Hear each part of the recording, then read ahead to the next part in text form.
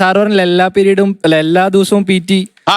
നമ്മളൊക്കെ പഠിക്കുമ്പോ എങ്ങനെയാന്ന് വെച്ചാൽ PT പീരീഡ് ഉണ്ടെങ്കിൽ ആ പീരീഡ് മാത്സ് ടീച്ചർ വന്നൊരു ക്ലാസ് എടുക്കും. നമുക്കൊന്നും പറയാൻ പറ്റില്ല. അങ്ങനത്തെ കുറെ പ്രശ്നങ്ങൾ സ്ഥിരം പ്രശ്നമാണ്. എല്ലാ സ്കൂളിലെ ഇഷ്യൂ ആണ്. PT പീരീഡ് എന്നുള്ളത് അവർക്ക് ഇമ്പോർട്ടന്റ് അല്ല.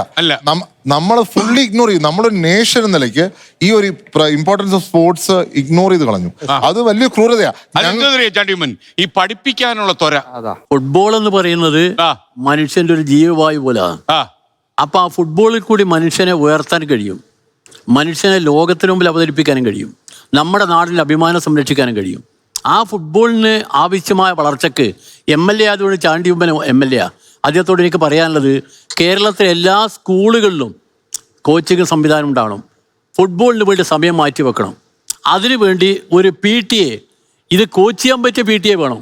ഞാൻ പോയിട്ട് കോച്ച് ചെയ്യുന്ന പോലല്ല, ഇത് പഠിച്ച PTA. അതിന് സംവിധാനം ഉണ്ടാക്കാൻ ഗവൺമെന്റ് മുൻകൈ എടുക്കണം. അത് ചാണ്ടിയുമ്പൻ അതിന് മുൻകൈ എടുക്കണം എന്ന് എനിക്ക് അഭിപ്രായം. കാരണം നമുക്ക് കേരളത്തിലെ കുട്ടികളുണ്ട്, നല്ല ആരോഗ്യമുള്ള കുട്ടികളുണ്ട്. ആരോഗ്യമുള്ള കുട്ടികൾ വേണം ഇപ്പൊ കളിക്കാൻ.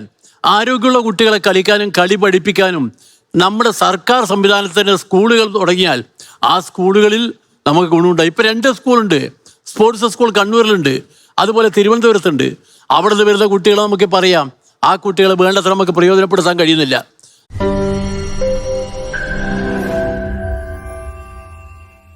ലോകത്തെവിടെയായാലും ഏത് സമയത്തും 24 വാർത്തകളും ഓഗ്മെന്റഡ് റിയാലിറ്റി പാക്കേജുകളും എക്സ്പ്ലെയിനറുകളും വിശദമായി കാണാൻ ഞങ്ങളുടെ YouTube ചാനൽ നിങ്ങൾക്ക് സബ്സ്ക്രൈബ് ചെയ്യാം.